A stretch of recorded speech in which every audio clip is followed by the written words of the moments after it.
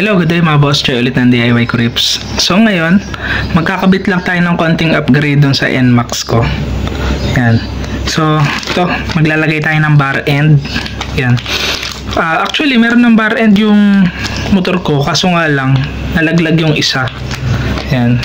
So, nalaglag lang yun, no? Wala namang kumuha nun. Kasi, antindi naman, no? Makuha na lang isang piraso lang. Syempre, pag kami ng one nun, dapat kabilaan. Tsaka, alam ko kasi na lumuluwag talaga yun. Hindi ko lang nabantayan. Napansin ko nalaglag na wala na yung isa. So, ito, nabili ko to. Less than 100, parang nasa 80 plus hata, or 60 plus. Maganda sa kanya, mabigat siya. Meron kasi mga bar end na parang plastic lang talaga. Tapos parang metallic color lang para kunyari bakal. Pero ito alloy ito, mabigat siya. So ito maganda. Ito yung ipapalit natin do sa bar end ko. Tapos magpapalit na rin ako ng hand grip. Yan. So yung hand grip na binili natin, may Yamaha siya. Yan. Yan. So ito, medyo matigas siya. Yan. Yan, matigas. Hindi siya ganun kamakapit. Pero, ang maganda kasi sa ganito, no, kahit na nauulanan at saka naaarawan, hindi to basta-basta napupudpod. Yan. Pero, yung doon kasi sa mga malalambot at saka makakapit na hand grip, masarap gamitin yun kasi malambot. Tapos, at the same time, parang hindi dumudulas sa kamay. Hindi siya basta-basta nakakakalyo ng kamay. Unlike dito sa matigas.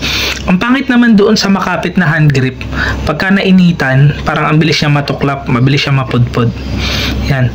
So, dati, nakapag-try na ako ng ganitong hand grip. Kaso nga lang, pinalitan ko kasi parang mas nagustuhan nung kamay ko yung medyo mapayat lang tapos makapit na hand grip. Kaso nga lang, ayun nga lang, isang buwan lang, mabilis na siyang napupudpod at saka minsan umahawa na yung kulay sa kamay. Pero at least ito hindi. Kasi nga matigas yung goma niya.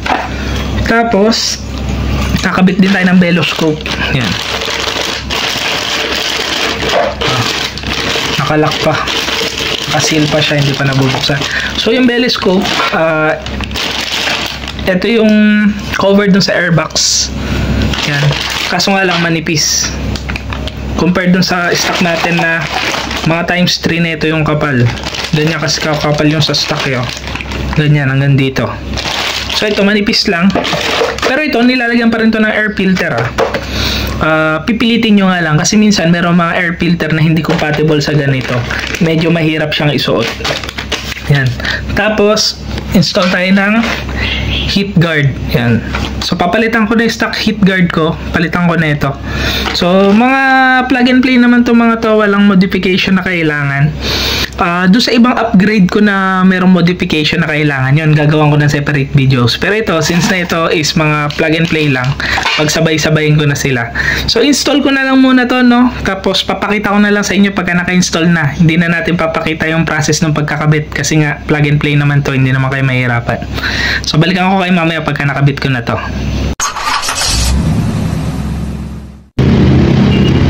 Bale, ito na, no, nakabit na natin yung mga accessories.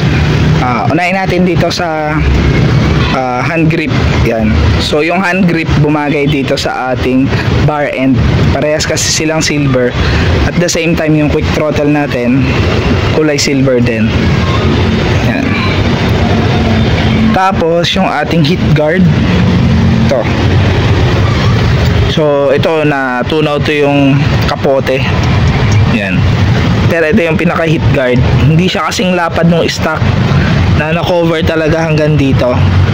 Pero maganda siya tignan kasi malinis. Yan.